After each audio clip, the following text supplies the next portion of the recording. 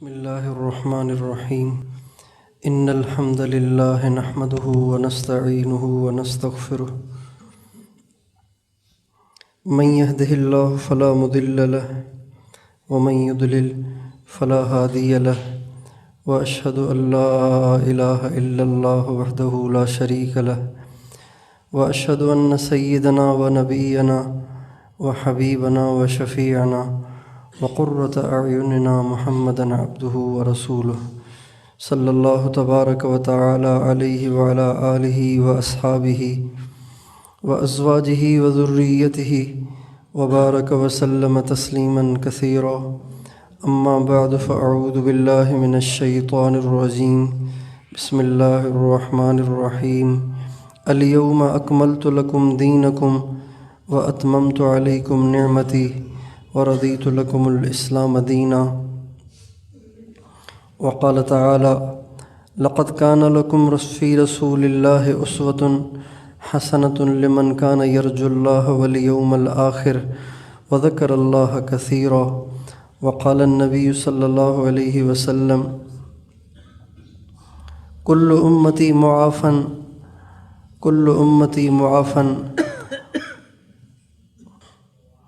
وقال النبي صلى الله عليه وسلم كل أمتي يدخلون الجنة إلا من أبى قيل ومن يأبى يا رسول الله قال من أطاعني دخل الجنة ومن عصاني فقد أبى سبحان ربك رب العزة عما يصفون وسلام على المرسلين والحمد لله رب العالمين اللهم صل على سيدنا محمد وعلى آل سیدنا محمد وبارک وسلم۔ میرے محترم بھائیوں اور دوستو، اللہ تعالیٰ نے ہمیں ایک ایسا دین مرحمت فرمایا ہے جو دین کامل ہے، اکمل ہے، اس میں مزید کسی اضافے کی گنجائش نہیں ہے، مزید اس میں کسی نقص کی تلافی کی ضرورت نہیں ہے۔ اس دین کو اللہ نے کامل بنا کے اتارا ہے۔ دین بھی کامل ہے، جس پہ اتارا گیا ہے وہ ذات بھی کامل ہے۔ یہ دین اللہ نے اتارا، اللہ بھی کامل، ہر عیب سے پاک، اور جس پر اتارا ان کا نام حضرت محمد صلی اللہ علیہ وسلم ہے، وہ بھی سب سے زیادہ کامل ہیں۔ سارے انبیاء کامل ہیں، ہمارے نبی اکمل ہیں۔ سارے نبیوں کو جو صفات اور جو کمالات تقسیم ہو کر ملے، اللہ تعالیٰ نے وہ سب کمالات مزید اضافے کے ساتھ اکیلے ہمارے نبی میں جمع فرمائے۔ حضرت ایوب کا صبر بڑا مشہور ہے۔ اللہ نے بھی ان کو کہا ہے قرآن میں انا وجدناہ صابرا، میرا ایوب بڑے صبر والا تھا۔ اور ایک فرماتے ہیں انہ اواب، وہ ہر دکھ درد میں مجھے پکارنے والا تھا۔ لیکن جو صبر حضرت ایوب میں ہے اس سے بہت زیادہ ہمارے نبی میں ہے۔ جو خلت اللہ نے حضرت ابراہیم کو دی، اس سے بہت زیادہ اللہ نے ہمارے نبی کو دی۔ اور جیسی دعائیں حضرت نوح نے مانگیں، اس سے بہت زیادہ دعائیں ہمارے نبی نے مانگیں۔ موسیٰ علیہ السلام کلیم اللہ تھے، ہمارے نبی کلیم اللہ تو تھے ہی، حبیب اللہ بھی تھے۔ سارے نبیوں کے سارے کمالات اضافوں کے ساتھ ہمارے اکیلے نبی میں جمع ہیں۔ اللہ پاک نے ہمیں ایسا کامل نبی دیا اور دین بھی ایسا کامل دیا کہ جس دین میں گنجائش ہی نہیں۔ آدم علیہ السلام آئے تو جو دین لے کر آئے وہ اس زمانے کے لیے کامل تھا، علیہ السلام کے زمانے میں اس میں اضافہ ہوا۔ اور نوح علیہ السلام جو دین لے کر آئے وہ اپنے زمانے کے لیے کامل تھا، لیکن حضرت ابراہیم جو دین لے کر آئے اس میں اور زیادہ کمال تھا۔ ابراہیم علیہ السلام جو دین لے کر آئے وہ اپنے زمانے کے لیے کامل تھا، لیکن ان کے بعد جو انبیاء آئے وہ اور زیادہ کمالات لے کر آئے اور زیادہ دین میں اضافے لے کر آئے، یہاں تک کہ وہ دین بڑھتے بڑھتے اضافے ہوتے ہوتے ہوتے ہوتے سرکار دو عالم صلی اللہ علیہ وسلم کے زمانے میں حجۃ الوداع کے موقع پر 9 ذی الحجہ کو عرفات کے میدان میں عصر کی نماز کے بعد اللہ تعالیٰ نے مکمل فرمایا، اور اللہ تعالیٰ نے قرآن پاک کی یہ آیت 9 ذی الحجہ کو عرفات کے میدان میں عصر کی نماز کے بعد اتاری، الیوم اکملت لکم دینکم واتممت علیکم نعمتی۔ اے میرے نبی، وہ دین جو آدم سے چلا تھا آج جا کر مکمل ہوا ہے۔ یہ طر امتیاز آپ کا ہے کہ اس دین نے آپ سے پہلے، یہ دین آپ سے پہلے مکمل نہیں ہوا، آج ہی جا کے مکمل ہوا ہے، اور اب یہ دین ایسا ہے کہ جو مجھے دنیا کے تمام انسانوں کے لیے پسند ہے۔ جب کسی سے محبت ہوتی ہے نا، جب کسی سے محبت ہوتی ہے تو اس کے لیے آدمی ایسے ہی بے انتخاب اور بغیر سلیکشن کے چیز نہیں لیتا، بلکہ ڈھونڈتا ہے۔ یہ جو مائیں اپنی بچیوں کی شادیاں کرتی ہیں تو ان کے لیے کپڑے ڈھونڈ ڈھونڈ کر بازاروں میں تلاش کر کر کے کہیں جا کے اس کا انتخاب کرتی ہیں، پھر وہ کپڑے خرید کے لاتی ہیں۔ ایسے ہی جو سامنے آیا وہ خرید لیا، ایسے نہیں ہوتا۔ ایسے ہی جب ان کے لیے سیٹ خریدے جاتے ہیں، دلہن کے لیے، دولہے کے لیے سیٹ خریدے جاتے ہیں، تو وہ بھی جو سامنے آیا وہ نہیں لیا جاتا، بلکہ اس کا انتخاب کیا جاتا ہے۔ اور یہ انتخاب کرنا، ڈھونڈنا، تلاش کرنا اور ڈھونڈ ڈھونڈ کے جا کر کسی ایک پہ دل کا ٹکنا، یہ بتا رہا ہے کہ جس کے لیے انتخاب کیا جا رہا ہے اس سے بہت زیادہ محبت ہے۔ ایسے ہی ہے نا بھائی، انتخاب تو جس سے محبت ہوتی ہے اسی کے لیے کیا جاتا ہے نا۔ اللہ تعالیٰ فرماتے ہیں وَرَضِيتُ لَكُمُ الْإِسْلَامَ دِينًا، میں نے اس دین کا تمہارے لیے انتخاب کیا ہے، میں نے اس دین کو تمہارے لیے پسند کیا ہے، لہٰذا اس دین کو چھوڑ کر کسی اور طرف ہماری توجہ کا جانا، ہمارے دھیان کا جانا، ہماری زندگی کا اس کے مطابق گزرنا، یہ گویا اللہ پاک کے انتخاب کو ٹھکرانا ہے، اللہ کے انتخاب کو ٹھکرانا۔ اس لیے دنیا کا سب سے اچھا طریقہ وہ کہ جو ہمارے نبی لے کر آئے، اور ہمارے نبی کا دین کامل ہے، مکمل ہے۔ ہمارے نبی نے ہماری ہر موقع کی رہنمائی فرمائی ہے۔ ہمارے نبی حبیب تو ہیں، طبیب بھی ہیں۔ ہمارے نبی حبیب تو ہیں، طبیب بھی ہیں۔ لوگ صرف ہمارے نبی کو حبیب سمجھتے ہیں، جبکہ ہمارے نبی طبیب بھی ہیں۔ ہمارے نبی حبیب بھی ہیں، ہمارے نبی طبیب بھی ہیں، ہمارے نبی حکیم بھی ہیں۔ ہمارے نبی نے امت کی ہر موقع کی رہنمائی فرمائی ہے۔ آج عام طور سے ایک لوگوں کو پریشانی درپیش ہے، کوئی کہتا ہے کہ جی مجھ پہ نظر لگ گئی ہے، کوئی کہتا ہے جی مجھ پہ کسی نے کچھ کر دیا ہے، کوئی کہتا ہے جی مجھ پہ اثرات ہو گئے ہیں، کوئی کہتا ہے مجھ پہ کسی نے تعویذ کر دیے ہیں، کوئی کہتا ہے مجھ پہ کسی نے کالا جادو کر دیا ہے، کوئی کہتا ہے مجھ پہ کسی نے سفلی علم کر دیا ہے، کوئی کہتا ہے ہمارے گھر میں جنات ہیں، کوئی کہتا ہے ہمارے گھر میں غیبات ہے، کوئی کہتا ہے ہمارے گھر میں پتہ نہیں کیا مسائل ہیں، اور ایک نہ ایک پریشانی ہمارے گھر سے جاتی ہی نہیں ہے۔ یہ اتنا مسئلہ عام ہو گیا ہے، اتنا عام ہو گیا ہے، اتنا عام ہو گیا ہے کہ دنیا دار تو دنیا دار، جو دیندار سمجھے جاتے ہیں وہ بھی اس سے بچے ہوئے نہیں ہیں۔ اب سوچنے کی بات یہ ہے کہ یہ جو ایک مسئلہ ہے، ایک مسئلہ درپیش ہے، ایک مسئلہ درپیش ہے کہ بیوی کو خاوند کی شکل اچھی نہیں لگ رہی، خاوند کو بیوی کی شکل اچھی نہیں لگ رہی، بھائی سے بیزار ہے، ماں باپ بچوں سے بیزار ہیں، بچے ماں باپ سے بیزار ہیں، کاروبار میں برکت نہیں ہے، کاروبار نہیں چل رہا، اتنی اچھی خاصی دکان ہے، چھوٹی سی گری پڑی سی بیکار سی دکان پہ گاہک بھرے پڑے ہوتے ہیں اور اس میں کوئی گاہک ہی نہیں آتا۔ ایسے ہی زمینداروں کے الگ مسائل ہیں، فیکٹری والوں کے الگ مسائل ہیں، ملازمین کی تنخواہیں بند ہو جاتی ہیں، کھلنے کا نام ہی نہیں لیتی، سال ہر سال تک ملازمین ملازمت کرتے ہیں، ان کو تنخواہیں نہیں ملتی۔ ان سارے مسائل کی نسبت آج کل کی عوام جادو کی طرف کرتی ہے، جنات کی طرف کرتی ہے، تعویذ کی طرف کرتی ہے اور سفلی علم کی طرف کرتی ہے۔ اگر ہم اپنے نبی سے اس کی رہنمائی لیں تو ہمارے نبی صرف ہمیں نماز کی رہنمائی نہیں کرتے، ہمارے نبی اس بارے میں بھی ہماری رہنمائی فرماتے ہیں، اس لیے کہ ہمارے نبی کا دین کامل ہے، ہمارے نبی خود کامل ہیں، ہمارے نبی کا لایا ہوا دین بھی کامل ہے۔ پہلی بات سب سے بنیادی بات یہ ہے، اللہ تعالیٰ قرآن پاک میں فرماتے ہیں ظہر الفساد فی البر والبحر بما کسبت ایدی الناس، دنیا میں جہاں کہیں بگاڑ آتا ہے، چاہے وہ شخصی بگاڑ ہو، چاہے وہ قومی بگاڑ ہو، چاہے وہ گھریلو بگاڑ ہو، چاہے وہ خاندانی بگاڑ ہو، وہ بگاڑ تمہارے اپنے گناہوں کا نتیجہ ہے۔ یہ قاعدہ کلیہ ہے، اسے ہمیشہ ذہن نشین کرنا چاہیے۔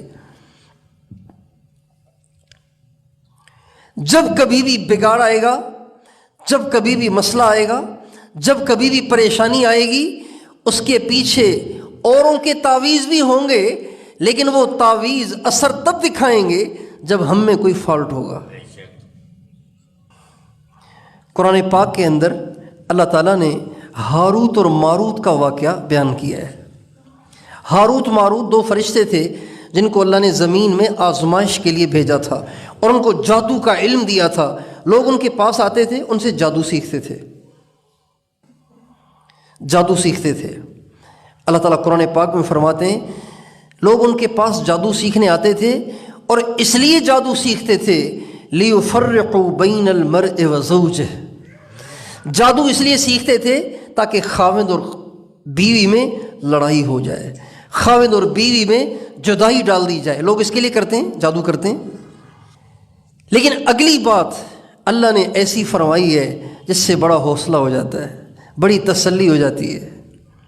اگر جادو سے جدائیاں ہو جائیں، جادو سے کسی کا کاروبار بند ہو جائے اور جادو سے بچیوں کے رشتوں کی بندش ہو جائے تو پھر تو مسئلہ، اس کا مطلب ہے انسانوں کے ہاتھ میں ہو گیا۔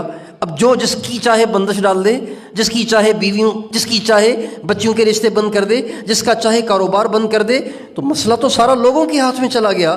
اللہ تعالیٰ قرآن پاک میں یہ بات فرما کے آگے فرماتے ہیں وَمَا هُمْ بِضَارِّينَ بِهِ مِنْ أَحَدٍ إِلَّا بِإِذْنِ اللَّهِ۔ وہ ہاروت اور ماروت جادو سکھا رہے تھے، لوگ ان سے جادو سیکھتے تھے تاکہ بیوی اور خاوند میں جدائی ڈالیں۔ اللہ فرماتے ہیں لیکن وہ اس جادو کے ذریعے نقصان نہیں دے سکتے جب تک اللہ کا ارادہ نہ ہو۔ وما هم بضارین بہ من احد، وہ کسی کا بال بیکا نہیں کر سکتے جب تک اللہ کا ارادہ نہ ہو۔ مسئلہ واضح ہو گیا، لہذا اب ڈرنے کی ضرورت نہیں ہے کہ مسئلہ جادوگروں کے ہاتھ میں نہیں ہے، مسئلہ عاملوں کے ہاتھ میں نہیں ہے، مسئلہ تعویذ کروانے والوں کے ہاتھ میں نہیں ہے، بلکہ مسئلہ کس کے ہاتھ میں ہے؟ صرف ایک، اور کسی کے ہاتھ میں نہیں۔ جادو والے جادو کریں بھی، ہوگا تب جب اللہ چاہے گا۔ اور جادو کی مثال بالکل ایسی ہے جیسے کسی کے پاس کلاشن کوف ہے، کسی کے پاس کلاشن کوف ہے۔ اب اس کے ہاتھ میں کلاشن کوف ہے تو صحیح، لیکن اس کا مطلب یہ تھوڑی ہے جس کے ہاتھ میں کلاشن کوف آ گیا جس کو چاہے گا مارے گا، نہیں، موت اللہ کے ہاتھ میں۔ بے شک کلاشن کوف کے فائر سے اثر ہوتا ہے، لیکن یہ گن چلے گی بھی تو اس پہ نا جس پہ اللہ چاہے گا، اللہ نہیں چاہے گا تو نہیں چلے گی، اللہ نہیں چاہے گا تو نہیں چلے گی۔ جب یہ پاکستان بنا تھا اور ہندوستان میں فسادات شروع ہوئے تو سکھوں کو موقع ملا، چونکہ مسلمان ہندوستان سے ہجرت کر کے پاکستان آ رہے تھے، جو نیا ملک بنا تھا ہجرت کر کے آ رہے تھے، تو جو سکھ تھے نا، سکھ، وہ تلواریں لے کر آ کے ریلوے اسٹیشنوں پہ کھڑے ہو گئے اور جہاں جہاں سے مسلمانوں کو گزرتا ہوا دیکھتے، مسلمانوں کی عورتیں چھین لیتے، مردوں کو ذبح کر دیتے تھے، بچوں کو ذبح کر دیتے تھے۔ اور ہزاروں عورتیں ایسی تھیں کہ جنہوں نے سکھوں سے اپنی عزتوں کو بچانے کے لیے کنووں میں چھلانگیں مار دیں، دریاؤں میں چھلانگیں مار دیں، ایسا ظلم و ستم ہو رہا تھا۔ جب یہ فسادات شروع ہوئے تو اس وقت تبلیغ کے امیر تھے حضرت مولانا یوسف صاحب رحمۃ اللہ علیہ۔ مولانا یوسف صاحب رحمۃ اللہ علیہ نے یہ آواز لگائی کہ اللہ کا عذاب آ گیا ہے، اللہ کی پکڑ آ گئی ہے۔ حالات خراب ہوتے ہیں تب جب اللہ پاک کی پکڑ آتی ہے، جب اللہ پاک کی طرف سے بندوں سے نظر رحمت پھر جاتی ہے تو حالات خراب ہو جاتے ہیں۔ تو فرمانے لگے لہٰذا یہی موقع ہے اللہ پاک کی رحمت کو متوجہ کرنے کا، لہٰذا سب کے سب نکل جاؤ، اللہ کے راستے میں نکل جاؤ۔ اب باہر تو مسلمان کو چلنے ہی نہیں دے رہے، چنانچہ جن کو اللہ نے ہمت دی انہوں نے جماعتیں بنائیں، اسی حال میں کرفیو لگا ہوا ہے اور جماعتیں چل رہی ہیں، چپکے جا رہی ہیں۔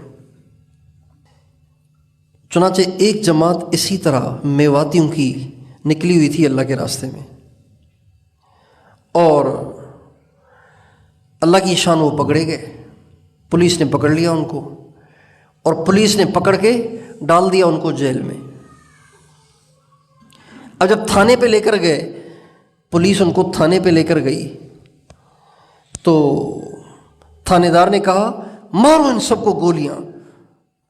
کم بخت پتہ بھی ہے کہ کرفیو لگا ہوا ہے، پھر بھی بستر لیے باہر پھر رہے ہیں، مارو ان سب کو گولیاں اور ختم کرو ان کو۔ چنانچہ اس نے ایک بندوق منگوائی، اور بندوق منگوا کے اس نے پوری جماعت کو کھڑا کر کے ان پہ فائر کرنے کے ارادے سے گھوڑے کو دبایا۔ جب گھوڑے کو دبایا نا تو وہ گھوڑا ہلا ہی نہیں، تو وہ پریشان ہوا۔ اس نے دوبارہ کھول کے اس کو چیک کیا اور دوبارہ اس کو فٹ کر کے دوبارہ گھوڑے پہ جو انگلی رکھ کے زور لگایا تو وہ گھوڑا ہی نہیں چلا، گولی ہی نہیں چلی، فائر ہی نہیں ہوا۔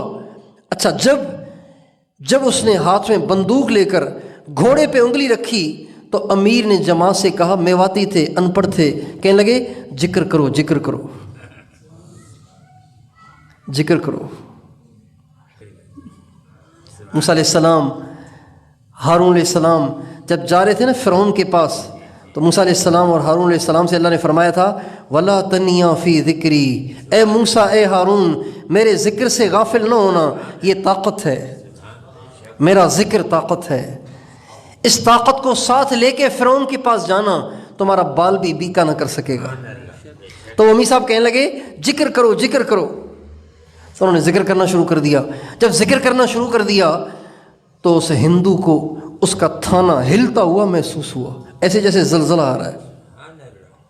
فائر تو ہو نہیں سکا، 2 دفعہ اس نے ٹرائی کیا لیکن فائر نہیں ہو رہا تھا۔ جب انہوں نے ذکر شروع کیا تو اس کو زلزلہ محسوس ہوا۔ انہوں نے کہا کیا کر رہے ہو تم؟ کہا ذکر کر رہے ہیں۔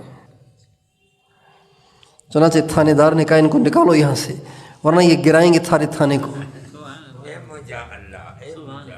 تو بندوق کسی کے ہاتھ میں آ جائے، ضروری تھوڑی ہے کہ ہر ایک پہ یہ فائر ہو جائے، ضروری نہیں ہے کہ جس سے فائر ہو بھی جائے اور وہ مر بھی جائے۔ اللہ چاہیں گے تو مرے گا، اللہ نہیں چاہیں گے تو نہیں مرے گا۔ سب سے بنیادی بات کہ ہم ہمیشہ اپنے ذہن میں یہ بات بٹھا لیں کہ کسی کے جادو کرنے سے نقصان تب تک نہیں ہوگا جب تک اللہ کا ارادہ نہ ہو۔ اللہ کا ارادہ نہیں ہوگا۔ اللہ کا ارادہ ہوگا تو وہ کرے نہ کرے پھر بھی ہو جائے گا۔ جس کی موت لکھی ہو ضروری ہے کہ اس کا کہیں ایکسیڈنٹ ہو جائے، جس کی موت لکھی ہوئی ہو ضروری ہے کہ اس کو ہارٹ اٹیک ہو جائے، جس کی موت لکھی ہوئی ہو ضروری ہے کہ کوئی اس پہ فائر کرے، اس کے بغیر بھی مر جاتا ہے۔ لوگ بیٹھے بیٹھے مر جاتے ہیں، ہنستے ہنستے بات کرتے کرتے مر جاتے ہیں۔ بنیادی بات کہ اللہ کے چاہے بغیر نہ جادو نقصان دیتا ہے، نہ جن نقصان دیتا ہے، نہ تعویذ نقصان دیتا ہے، نہ سفلی علم نقصان دیتا ہے جب تک اللہ کا ارادہ نہ ہو۔ بنیادی بات۔ دوسری بات جب کبھی نقصان ہوتا ہے اپنے گناہوں کی وجہ سے ہوتا ہے، یہ دوسری بنیادی بات ہے۔ اس لیے جب کبھی بھی پریشانی آئے، جب کبھی بھی مسئلہ آئے، بجائے یہ کہنے کے کہ انہوں نے کچھ کیا ہے، نہیں، یہ دیکھنا چاہیے کہ میں نے کیا کیا ہے، مجھ سے کون سی غلطی ہوئی ہے، مجھ سے کون سی خطا ہوئی ہے، میں نے کہاں اللہ کو ناراض کیا ہے، اس کو ٹھیک کرنا چاہیے۔ یہ دو بنیادی باتیں ہیں۔ تیسری بات یہ ہے کہ یہ جنات آ کہاں سے جاتے ہیں؟ اگر دنیا میں اللہ نے جنات بھی بنائے ہیں، کوئی دوسری مخلوق، نظر نہ آنے والی مخلوق بھی بنائی ہے، تو وہ ہمیں نظر نہیں آتے، ہم ان کو نظر آتے ہیں، تو اللہ نے ان سے حفاظت کا کوئی انتظام نہیں کیا؟ بھائی بچھو تو نظر آتے ہیں، لہٰذا ان سے بچاؤ آسان ہے، سانپ نظر آتا ہے، ان سے بچاؤ آسان ہے، شیر نظر آتا ہے، ان سے بچاؤ آسان ہے، بھیڑیا نظر آتا ہے، ان سے بچاؤ آسان ہے، کن کھجورا نظر آتا ہے، اس سے بچاؤ آسان ہے، مگرمچھ نظر آتا ہے، اس سے بچاؤ آسان ہے۔ اب وہ تو نظر ہی نہیں آتے، تو کیا اللہ نے ان کے بچاؤ کا کوئی انتظام نہیں کیا؟ ان کے بچاؤ کا انتظام اللہ نے کیا ہوا ہے۔ جیسے ہمارے حکمرانوں نے ہماری عوام کی سیفٹی کے لیے ایک شعبہ بنایا ہے، اس کا نام ہے پولیس۔ یہ پولیس یہ محافظین ہیں، یہ نگران ہیں، یہ نگہبان ہیں، پورے علاقے میں کہیں چوری نہ ہو، کہیں ڈاکہ نہ ڈلے، کسی کے ساتھ زیادتی نہ ہو، کسی کے ساتھ ظلم نہ ہو، کسی کا حق نہ کھایا جائے۔ ان سب کی حفاظت کے لیے حکومت نے پولیس کا شعبہ بنایا ہے۔ پولیس کا یہ کام ہے کہ وہ عوام الناس کی حفاظت کرے، رات کو گشت لگائے، یہ ان کا کام ہے۔ جیسے حکومت نے پولیس بنائی ہے، رینجرز بنائی ہے، سرحدوں کی حفاظت کے لیے آرمی بنائی ہے، ایسے ہی اللہ تعالیٰ نے ایک فرشتوں کی جماعت بنائی ہے، فرشتوں کا ایک مجمع بنایا ہے۔ ہر انسان کے ساتھ کئی سارے فرشتے اللہ نے لگائے ہوئے ہیں جو اس کو نظر نہ آنے والی آفتوں سے بچاتے ہیں۔ اللہ تعالیٰ کا نظام ایسے ہی نہیں ہے، اللہ تعالیٰ کا نظام ایسے ہی نہیں ہے، اندھیر نگری نہیں ہے، چوپٹ راجہ نہیں ہے، بلکہ اللہ پاک کا سیکیورٹی کا مضبوط ترین نظام ہے، مضبوط ترین نظام ہے۔ ہر انسان کے ساتھ آپ دیکھیں، ہماری حفاظت کے لیے حکومت نے یہاں تھانہ بنایا ہے، اس پہ ڈی ایس پی بیٹھتے ہیں، ایس ایچ او صاحب بیٹھتے ہیں، ڈی ایس پی بیٹھتے ہیں، بہت سارے سپاہی بیٹھتے ہیں۔ انہوں نے مختلف جگہوں پہ چوکیاں بنائی ہوئی ہیں، ہر جگہ 2 سپاہی بیٹھے رہتے ہیں کرسی ڈال کے۔ سردیوں میں آگ جلائی ہوتی ہے، ساری رات ڈنڈا لے کے بیٹھے ہوتے ہیں۔ سارے شہر کے لیے 100 سپاہی، 50 سپاہی، 150 سپاہی، اس سے زیادہ نہیں، لیکن اللہ کے کرم پہ قربان جائیں کہ اس نے ایک انسان کے لیے 20 فرشتے بنا دیے ہیں۔ ایک انسان کی حفاظت کے لیے 20 فرشتے ہیں۔ آپ کی آنکھوں کے لیے الگ فرشتے ہیں، آپ کی ناک کے نتھنوں کے لیے الگ فرشتے ہیں، آپ کے منہ کے لیے الگ فرشتے ہیں، آپ کے کانوں کی حفاظت کے لیے الگ فرشتے ہیں، آپ کے وجود کی حفاظت کے لیے الگ اللہ پاک کی طرف سے گارڈ مقرر ہیں۔ ایک انسان کے ساتھ بہت سارے 20 فرشتے مقرر ہیں جو اس کی طرف آفتوں کو نہیں آنے دیتے۔ اب سوال یہ پیدا ہوتا ہے، جب اتنے سارے فرشتے دائیں بائیں ہر وقت ہمارے ساتھ گارڈ لگے ہوئے ہیں، تو پھر یہ جنات کہاں سے آ جاتے ہیں؟ میرے دوستو، اللہ پاک نے جو سیکیورٹی کا نظام بنایا ہے، آج انسانوں نے گناہوں کا ماحول بنا کر، برائی، بدکاری، فحاشی اور عریانی کا ماحول بنا کر ان سیکیورٹی گارڈوں کو اپنے سے دور کر رکھا ہے۔ ہمارے نبی کا ارشاد ہے، جہاں میوزک بجتا ہے وہاں حفاظت کے فرشتے چلے جاتے ہیں۔ آپ علیہ السلام ایک دفعہ جا رہے تھے تو ایک پورا قافلہ تھا، پورا لشکر تھا، پوری جماعت تھی، تو اس لشکر میں کسی نے اپنے جانور کے گلے میں گھنٹی باندھی ہوئی تھی۔ ہمارے یہاں بھی بھینسوں کے گلوں میں گھنٹیاں باندھتے ہیں نا، اور یہ بقرعید کے دنوں میں بکریوں کے گلوں میں گھنٹیاں باندھتے ہیں نا۔ ایک شخص نے اپنے جانور کے گلے میں گھنٹی باندھ رکھی تھی۔ آپ علیہ السلام نے فرمایا، اس پورے قافلے کے ساتھ رحمت کے فرشتے نہیں ہوتے جس میں کوئی گھنٹی بجتی ہے۔ ایک گھنٹی کی وجہ سے سارا قافلہ رحمت کے فرشتوں سے محروم ہو جاتا ہے۔ آپ کے موبائل میں بجنے والی گھنٹیاں بے اثر نہیں ہیں، انہوں نے آپ کے سیکیورٹی کے نظام کو درم برم کر رکھا ہے۔ لوگ سمجھتے ہیں یہ مولویوں کو پتہ نہیں کیوں چڑھ ہے گانے سے، میوزک سے، ان میوزک والی ٹونوں سے، پتہ نہیں مولویوں کو کیا الرجی ہے۔ ہمیں الرجی نہیں ہے، اللہ نے منع کیا ہے، اللہ نے روکا ہے۔ اور جہاں میوزک بجے گا وہاں اللہ پاک کی طرف سے سیکیورٹی گارڈ وہاں سے چلے جاتے ہیں۔ اب بتائیے، جس گھر کا دروازہ توڑ دیا جائے، جس گھر کی کنڈیاں کھول دی جائیں اور کوئی سیکیورٹی گارڈ بھی کھڑا نہ ہو تو اس گھر میں چور آئیں گے کہ نہیں آئیں گے؟ بھائی آئیں گے کہ نہیں آئیں گے؟ یہ بات ہے اصل۔ ہمارے نبی کا ارشاد ہے، جس جماعت کے ساتھ گھنٹی ہوگی رحمت کے فرشتے ان کے ساتھ نہیں ہوں گے۔ لا تصحب الملائکۃ رکبا معہم جرس، اس قافلے کے ساتھ رحمت کے فرشتے نہیں ہوتے جن کے پاس ایک گھنٹی ہوتی ہے۔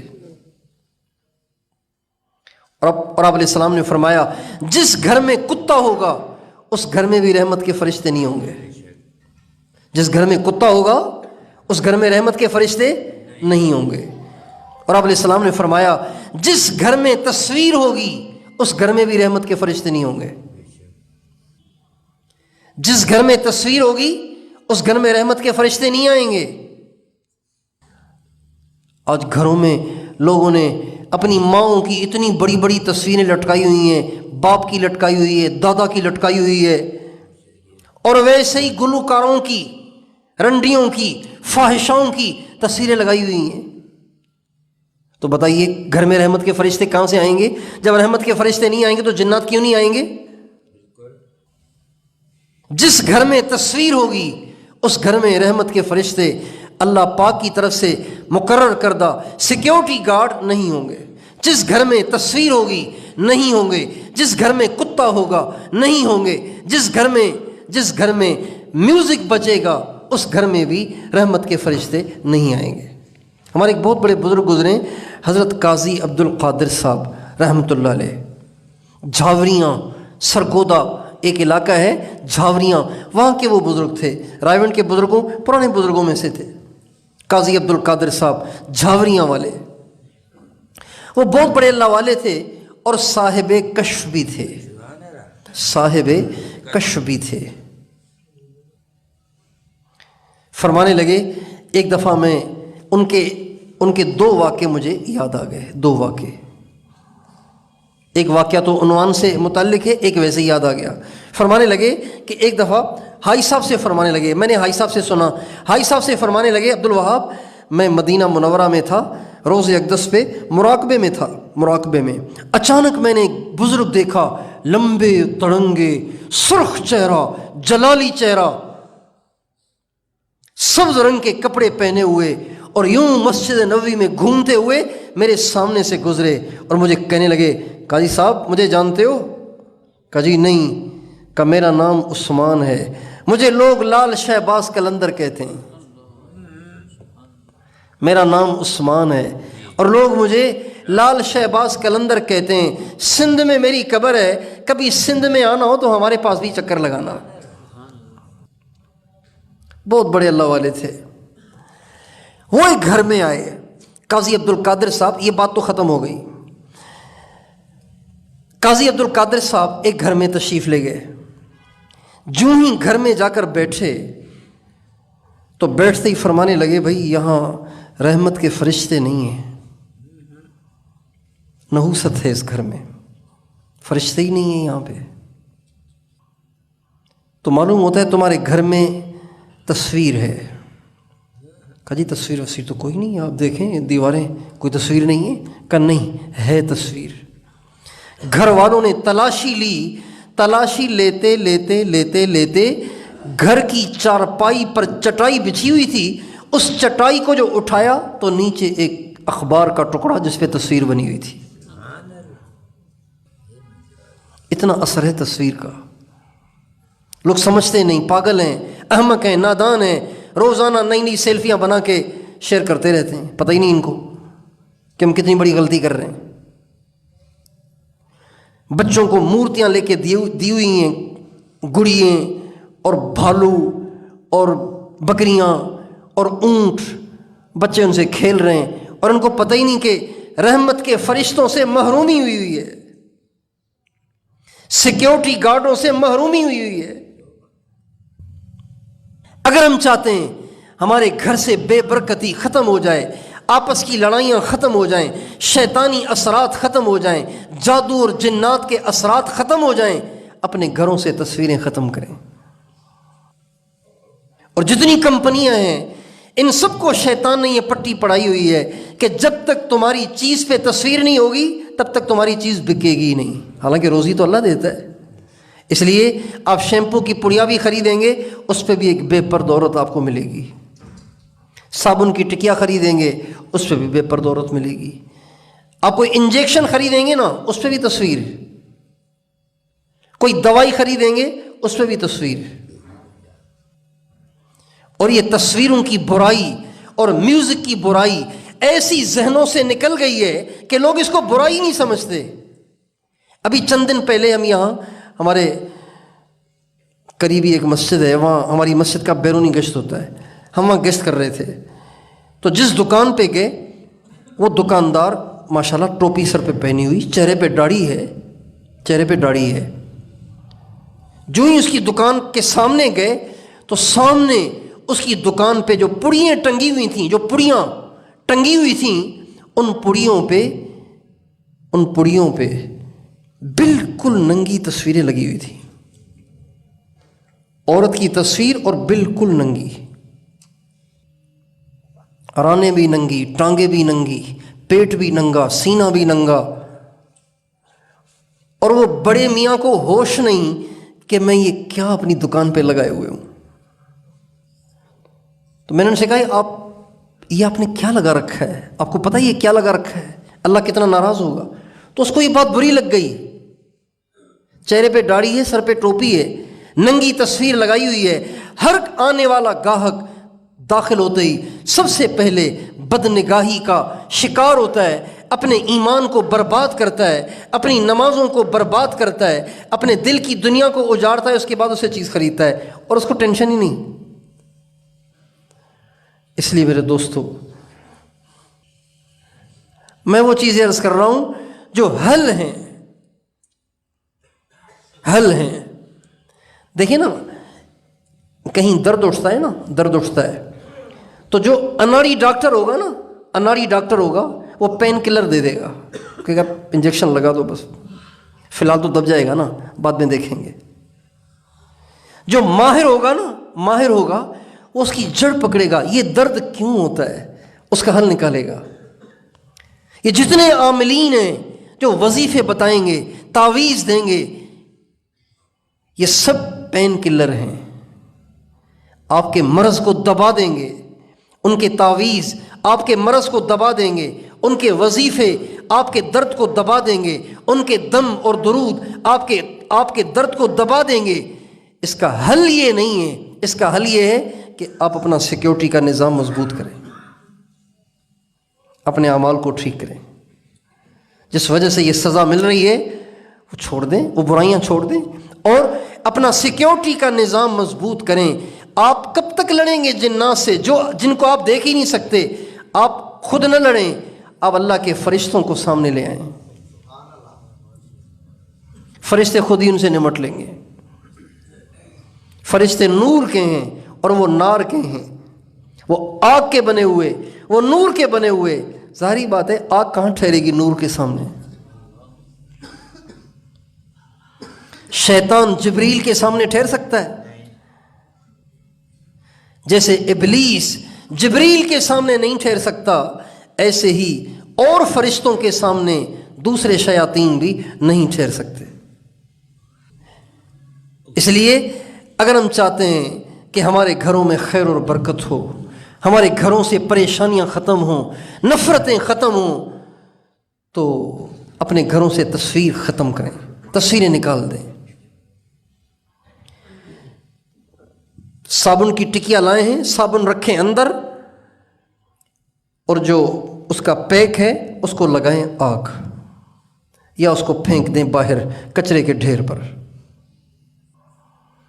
شیمپو لائے ہیں، شیمپو تو ڈالیں کسی شیشی میں، اور اس پڑیا کو ڈالیں ڈسٹ بن میں باہر، گھر میں نہیں باہر۔ دوائی لائے ہیں تو شیشی رکھیں اپنے پاس، اس کا جو پیکٹ ہے، اس کا جو ڈبہ ہے، اس کو پھینکیں باہر۔ اگر شیشی میں بھی تصویر بنی ہوئی ہے تو اس کو گیلا کر کے اس کاغذ کو اتار دیں، اس کو صاف کر دیں۔ جس گھر میں اس کا اہتمام ہوگا وہ گھر کبھی عاملوں کی عملیات کا محتاج نہیں ہوگا۔ اپنے گھروں سے تصویر ختم کریں۔ آپ کے گھر میں کوئی تصویر نہیں ہونی چاہیے۔ اگر آپ نے بچوں کو کھیلنے کے لیے چیزیں لے کر دی ہوئی ہیں، ان سب کو آگ لگا دیں، ان سب کو پھینک دیں، ان سب کو ختم کریں۔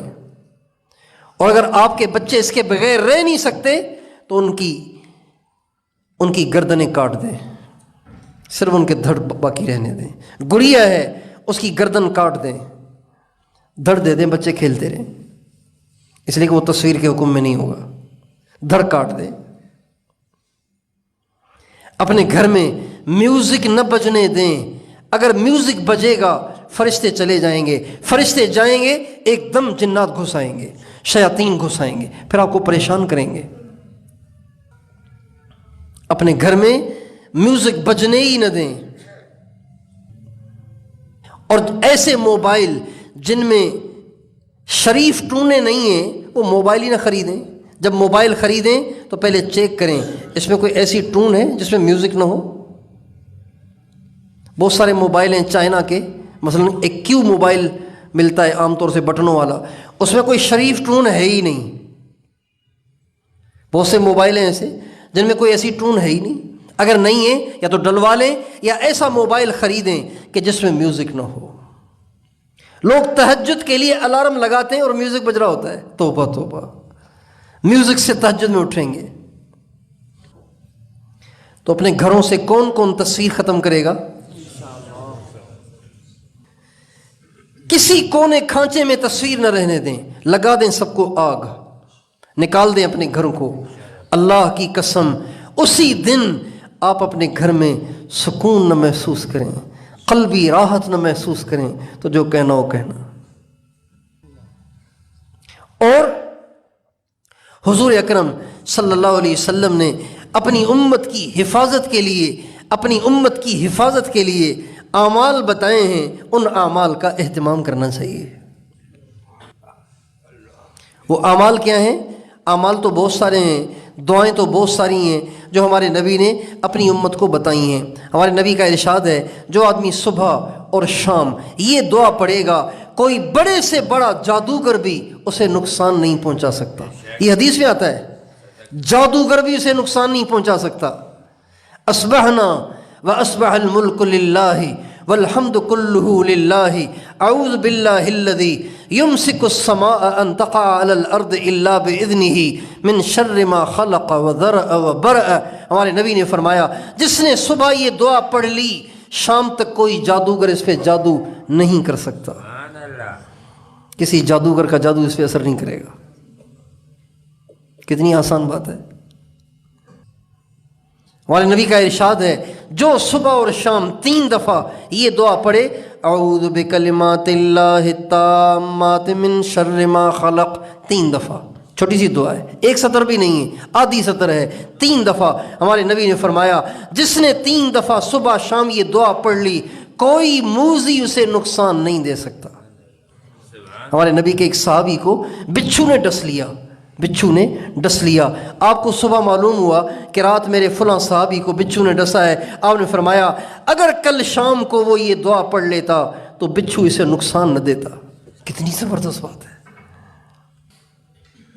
اعوذ بکلمات اللہ التامات من شر ما خلق۔ اور ہمارے نبی کا ارشاد ہے کہ جو آدمی صبح اور شام آخری 3 دفعہ پڑھے گا، آپ فرماتے ہیں اللہ پاک ہر مصیبت سے اس کی حفاظت کرے گا۔ آخری 3 دفعہ صبح، 3 دفعہ شام۔ آسان ہے مشکل ہے؟ اگر ہمارے یہ بچے پڑھ لیا کریں، ہماری عورتیں پڑھ لیا کریں، ہم اپنی ذات سے اس کا اہتمام کریں، کوئی پریشانی نہیں، برکت ہی برکت، سکون ہی سکون۔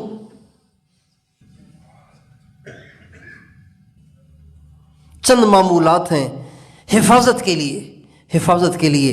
یہ جو کتاب ہے نا ہماری توشہ سالک، اس میں حفاظت کے اعمال میں نے اس میں عرض کیے ہیں، تو میں آپ کو موٹے موٹے حفاظت کے اعمال بتا دیتا ہوں، لمبے چوڑے اعمال آپ سے ہو نہیں سکیں گے، یہ ذرا مختصر سے ہیں۔ اگر اس کا اہتمام کریں گے اللہ آپ کی ہر شر سے حفاظت کرے گا۔ نماز تو ہم پڑھتے ہیں نا، نماز تو ہمیں پڑھنی ہے، ہر نماز کے بعد 1 دفعہ پڑھ لیں آیت الکرسی۔ ہمارے نبی نے فرمایا جو ہر نماز کے بعد 1 دفعہ آیت الکرسی پڑھے گا، موت کے علاوہ جنت میں جانے سے اور کوئی چیز مانے نہیں ہے، بس موت آنے کی دیر ہے، موت آئی اور یہ جنت میں گیا۔ 1 دفعہ آیت الکرسی پڑھ لے ہر نماز کے بعد۔ کوئی دیر لگتی ہے بتاؤ بھائی؟ ایک کام۔ دوسرا کام، ہر نماز کے بعد آخری 3 کل پابندی سے پڑھا کریں، قل هو اللہ احد، قل اعوذ برب الفلق، قل اعوذ برب الناس، ہر نماز کے بعد پابندی سے پڑھا کریں۔ فجر مغرب کے بعد 3 دفعہ، باقی نمازوں کے بعد 1 دفعہ۔ یہ ہمارے نبی کی سنت ہے، یہ ہمارے نبی کا بتایا ہوا عمل ہے، یہ کر لیں اللہ آپ کی حفاظت کرے گا۔ آپ علیہ السلام کا ارشاد ہے جس گھر میں سورہ فاتحہ اور آیت الکرسی پڑھی جائے، جس گھر میں سورہ فاتحہ اور آیت الکرسی پڑھی جائے، ان گھر والوں کو نہ کسی جن کی نظر لگے گی نہ کسی انسان کی نظر لگے گی۔ کتنی آسان بات ہے، سورہ فاتحہ، آیت الکرسی۔ عام طور سے بچوں کو نظر ہے، بڑوں کو بھی نظر ہے، اور ہمارے نبی کا ارشاد ہے میری امت کے اکثر لوگوں کی موت نظر کی وجہ سے ہوگی۔ ہمارے نبی کا ارشاد ہے میری امت کے اکثر لوگ، کوئی بچے کچے ہوں گے تھوڑے سے، ورنہ اکثروں کی موت کے واقع ہونے کی وجہ ان کو نظر لگ جانا ہوگی، یہ ہمارے نبی کا ارشاد ہے۔ اور عام طور سے جو نظر لگتی ہے نا، وہ اس لیے کہ بن ٹھن کے رہنے کی ایک بیماری لگی ہوئی ہے آج کل، عورتوں کو بھی مردوں کو بھی۔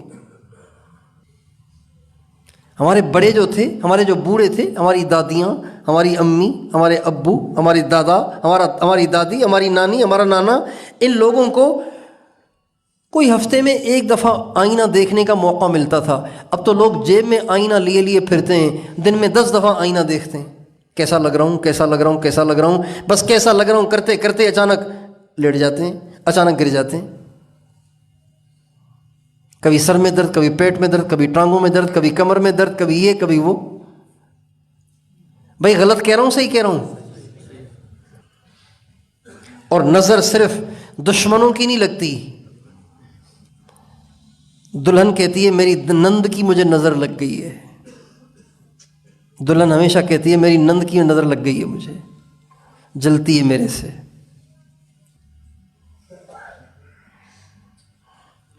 نظر سب سے زیادہ اپنی ذات کی خود کو لگتی ہے، سب سے زیادہ نظر اپنی لگتی ہے، سب سے زیادہ نظر محبت کرنے والوں کی لگتی ہے، دشمنوں کی نظر تو کبھی کبھی لگتی ہے۔ زیادہ نظر اپنی ذات کی لگتی ہے یا اپنے پیار کرنے والوں کی لگتی ہے۔ ماؤں کی نظر لگتی ہے بچوں کو، باپ کی نظر لگتی ہے بچوں کو، بھائی بہنوں کی نظر لگتی ہے بچوں کو۔ عام طور سے جہاں بھی جاتے ہیں لوگ بچے لے آتے ہیں، کہتے ہیں ساری رات سوتا نہیں ہے، روتا ہے تو خاموش نہیں ہوتا، کھاتا نہیں ہے، سوکھ کے کانٹا ہو گیا ہے، کچھ پڑھ کے اس پہ دم کر دیں۔ یہ سب نظر کے اثرات ہیں۔ ہمارے نبی کا ارشاد ہے جس گھر میں سورہ فاتحہ اور آیت الکرسی پڑھی جائے، اس گھر والوں کو نہ کسی انسان کی نظر لگے گی نہ کسی جن کی نظر لگے گی۔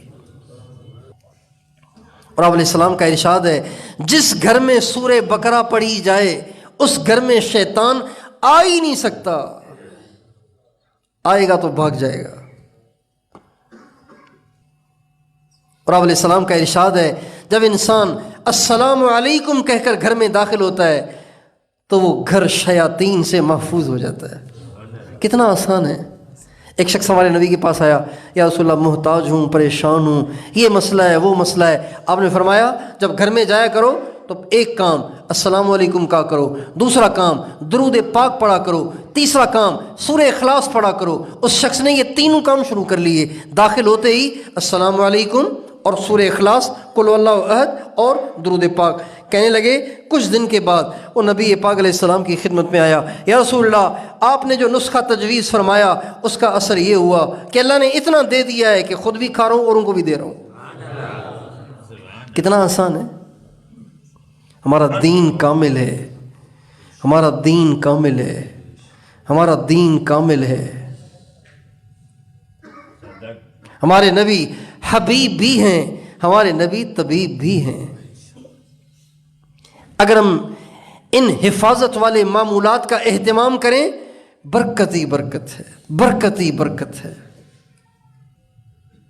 ہمارے نبی نے ہر موقع کی مسنون دعائیں بتائی ہیں، ہر موقع کی مسنون دعا، ہر موقع کی مسنون دعا۔ اگر انسان ہر موقع کی مسنون دعاؤں کا اہتمام کرے تو ہر چیز میں برکت ہو۔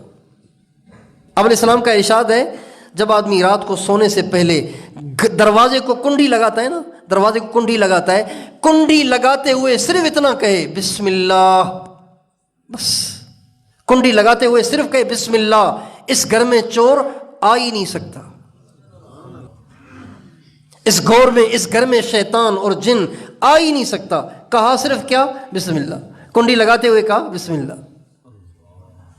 کیسا زبردست دین ہے، کتنا کامل دین ہے۔ یہ چھوٹی چھوٹی باتیں ہیں، اس کی احتیاط نہیں کرتے۔ ہمارے نبی کا ارشاد ہے رات کو سونے سے پہلے کھانے کے برتن ڈھانک دیا کرو، اس لیے کہ رات کو آسمان سے بیماریاں اترتی ہیں، جب کھانے کے برتن کھلے ہوں تو ان میں چلی جاتی ہیں، جب لوگ وہ برتن استعمال کریں گے تو بیمار پڑ جائیں گے۔ اس کا اہتمام نہیں ہے گھروں میں، اس لیے کسی کو بلڈ پریشر ہو رہا ہے، کسی کو شوگر ہائی ہو رہی ہے، کسی کو کولیسٹرول ہو رہا ہے، کسی کو کچھ ہو رہا ہے، کسی کو کچھ ہو رہا ہے، روز نئی نئی بیماریاں، گھر کا ہر فرد بیمار ہے۔ مسنون زندگی میں بڑی خیر ہے، مسنون زندگی میں بڑی خیر ہے۔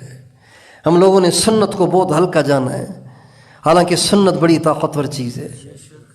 اللہ پاک نے ہمارے نبی کے ہر عمل میں وہ طاقت رکھی ہے جس کا ہم تصور نہیں کر سکتے۔ ہمارے نبی کا ارشاد ہے جو آدمی سونے سے پہلے آیت الکرسی پڑھے گا، ایک فرشتہ ساری رات اس کا پہرا دے گا، اور اس آیت الکرسی کی وجہ سے اللہ اس کی بھی حفاظت کرے گا، اس کے گھر کی بھی حفاظت کرے گا، اہل و عیال کی بھی حفاظت کرے گا، اس کے پڑوسیوں کی بھی حفاظت کرے گا، ایک آیت الکرسی کی وجہ سے۔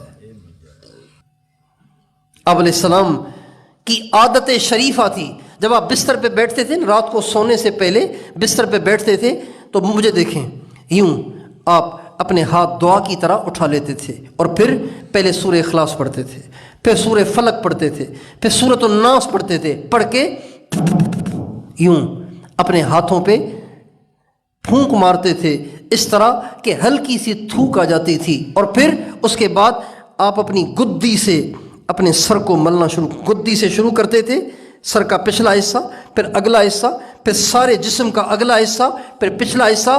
اما عائشہ فرماتی ہیں جہاں جہاں تک آپ کا ہاتھ پہنچتا تھا آپ وہاں تک اپنے ہاتھوں کو ملتے تھے، ایک دفعہ، پھر دوبارہ ہاتھ اٹھا لیتے، پھر دوبارہ پڑھتے اس طرح، پھر دوبارہ سر پہ پورے جسم پہ پھیرتے، 3 دفعہ ایسے کرتے تھے، کبھی بھی اس کے بغیر سوتے نہیں تھے۔ اما عائشہ رضی اللہ عنہ فرماتی ہیں انتقال سے پہلے جو آپ کی راتیں تھیں جس میں آپ بہت زیادہ کمزور ہو گئے تھے اور آپ سے خود ہاتھ اٹھائے نہیں جاتے تھے، آپ سے پڑھا نہیں جاتا تھا، آپ نے اما عائشہ سے کہا عائشہ جو صورتیں میں رات کو سونے سے پہلے پڑھا کرتا ہوں اسی طریقے سے تو پڑھ کے مجھ پہ دم کر دے تاکہ عمل نہ جائے۔ اتنا آپ کا اہتمام تھا۔ اما عائشہ فرماتی ہیں میں نے پڑھ تو لیا لیکن میں نے سوچا کہ میرے گناہ گار ہاتھوں کو آقا کے مبارک جسم پہ پھیرنا اچھا نہیں ہے، لہٰذا میں نے پڑھی تو صورتیں خود اور اپنے نبی کے ہاتھوں پہ دم کر کے اپنے نبی کے ہاتھوں کو اپنے نبی کے جسم پہ پھیر لیا۔ اتنا اہتمام، اتنا اہتمام۔ اور ایک دعا ہے ہمارے نبی کبھی وہ دعا نہیں چھوڑتے تھے، نہ صبح چھوڑتے تھے نہ شام کو چھوڑتے تھے، اور بلکہ قبولیت کے تمام مواقع میں اس دعا کو مانگتے تھے۔ جب اذان سنتے تھے تو اذان کے بعد دعائیں قبول ہوتی ہیں، اس کے بعد بھی یہ دعا کرتے تھے۔ وہ دعا کیا تھی؟ اللہم انی اسألک العافیت فی الدنیا والآخرہ، اے اللہ میں تجھ سے عافیت کا سوال کرتا ہوں، عافیت۔ آگے اللہم انی اسألک العفو والعافیت فی دینی و دنیای و اہلی و مالی، اے اللہ معافی چاہیے، عافیت چاہیے، دین میں بھی، دنیا میں بھی، اہل و عیال میں بھی، بچوں میں بھی، مال میں بھی، ہر چیز میں عافیت دے اور مجھے آزمائشوں سے بچا۔ یہ دعا ہمارے نبی صبح شام ہر حال میں، سفر میں ہوتے، حضر میں ہوتے، بیمار ہوتے، صحت مند ہوتے، کبھی نہیں چھوڑتے تھے۔ اللہم انی اسألک العافیت فی الدنیا والآخرہ، اللہم انی اسألک العفو والعافیت فی دینی و دنیای و اہلی و مالی، اللہم استر عوراتی و آمر روعاتی، اللہم احفظنی من بین یدی ومن خلفی وعن یمینی وعن شمالی ومن فوقی واعوذ بعظمتک ان اغتال من تحتی۔ یہ دعا آپ ہمیشہ مانگا کرتے تھے، حفاظت کی دعا ہے۔ اس لیے بھائیو ہم اپنی سیکیورٹی کا نظام مضبوط بنائیں، ہر مصیبت دور، ہر پریشانی ختم، راحت ہی راحت، آسانیاں ہی آسانیاں، مزے ہی مزے، دنیا میں بھی آخرت میں بھی۔ تیار ہیں انشاءاللہ؟ اور بنیادی چیز جس کی وجہ سے یہ مسائل آتے ہیں وہ گناہ ہیں، اس سے ہم توبہ کریں۔ جب انسان جھوٹ بولتا ہے تو اس جھوٹ کی وجہ سے دنیا میں اس کو کوئی نہ کوئی پریشانی ضرور آتی ہے۔ جب آدمی غیبت کرتا ہے اس غیبت کی وجہ سے دنیا ہی میں اس کو کوئی نہ کوئی پریشانی ضرور آتی ہے۔ جب آدمی اکڑتا ہے، مغرور ہوتا ہے، تکبر کرتا ہے، اپنے آپ کو اوروں سے بلند اور بالا سمجھتا ہے، اللہ اس پہ ضرور کوئی مصیبت ڈال دیتے ہیں۔ عام طور پہ عادت ہے، کچھ مل گیا تو پھولے نہ سمائے، ایک دم اکڑ گئے، ایک دم گردن میں سریا لگ گیا، ایک دم اوروں کو حقیر جاننے لگ گئے۔ ایسوں کو اللہ الٹ کے پٹکتا ہے، ذلیل کر کے رکھ دیتا ہے۔ اس لیے گناہوں سے بچیں، اللہ کی نافرمانی سے پرہیز کریں، خود بھی پرہیز کریں، اپنے بچوں کو، اپنی عورتوں کو، اپنے گھر کو اللہ پاک کی نافرمانی سے پاک کریں۔ آپ کے گھر میں، آپ کے گھر کے صحن میں کوئی چوہا، مرا ہوا چوہا آ کے ڈال دے، آپ اس کو برداشت کر لیں گے؟ آپ کا بچہ مرا ہوا چوہا اس کی دم میں رسی ڈال کے اس کو گھسیٹ کے گھر کے اندر ہال میں لے آئے، ڈرائنگ روم میں لے آئے، گیسٹ ہاؤس میں لے آئے، آپ اس کو برداشت کر لیں گے؟ مری ہوئی بلی لے کر آ جائے، مرا ہوا کتا لے کر آ جائے، مرا ہوا چوہا لے کر آ جائے، جیسے آپ اس کو منحوس جانیں گے، خدائے پاک کی قسم اس سے زیادہ منحوس اللہ کی نافرمانیاں ہیں جو آپ بھی کرتے ہیں، میں بھی کرتا ہوں، ہمارے بچے بھی کرتے ہیں، ہماری عورتیں بھی کرتی ہیں، اور ہمیں کوئی ٹینشن بھی نہیں ہوتی۔ اتنی مضر چیز ہے گناہ، اتنی گندی چیز ہے گناہ۔ آج لوگوں کو پتہ ہی نہیں کہ بیٹیاں موبائل میں کیا دیکھ رہی ہیں، بیٹے موبائل میں کیا دیکھ رہے ہیں، اور بیٹے رات کو 1-1 بجے کس سے گپیں لگا رہے ہیں، ذرا ماں باپ دیکھیں تو صحیح، پوچھیں تو صحیح، لیکن وہ بھی خوش ہیں۔ بہت حیرت ہوتی ہے کہ یہ معاشرہ کہاں جا رہا ہے۔ مجھے ایک دیندار نوجوان نے کہا کہ میری ایک دوست ہے، میں نے کہا کیا کہہ رہے ہیں آپ؟ یہ کہا میری ایک دوست ہے، میں اس سے بات کرتا ہوں نا تو وہ تھوڑا سا یہ مسئلہ ہے پوچھنا ہے. میں نے کہا کیا کہہ رہے ہیں آپ؟ میری ایک دوست ہے. کیا مطلب آپ کی دوست ہے؟ آپ کی بہن سے کوئی دوستی لگائے آپ برداشت کر لیں گے؟ لیکن ہاں بےغیرتی یہاں تک بھی پہنچ گئی ہے کہ کوئی کسی کی بہن سے بھی دوستی لگائے تو اس کو پریشانی نہیں ہوتی. بالکل بے دھڑک کہنے لگا وہ میری ایک دوست ہے، میں اس سے بات کرتا ہوں، تو اس نے مجھ سے یہ مسئلہ پوچھا. میں نے کہا آپ سے پوچھ لوں. دیندار آدمی، میری ایک دوست ہے، کہتے ہوئے شرم نہیں آ رہی. توبہ توبہ. یہی وہ حرکتیں ہیں جن حرکتوں پہ زلزلے آتے ہیں. یہی وہ حرکتیں ہیں جس پہ اللہ خوشیاں چھین لیتا ہے. یہی وہ حرکتیں ہیں جس کی وجہ سے اللہ اچانک ایسی آزمائشیں ڈال دیتا ہے، اچانک ایسے گھر میں دھماکے کر دیتا ہے کہ لوگ ہکے بکے رہ جاتے ہیں. کہتے ہیں کہ ہائے کوئی ہے بزرگ جو دعا کرے. اس لیے میرے دوستو، ہم اپنے گھروں سے اللہ کی نافرمانی کا ماحول ختم کریں. تیار ہیں انشاءاللہ؟ اللہ تعالی ہم سب کو اپنی سچی محبت عطا فرمائے.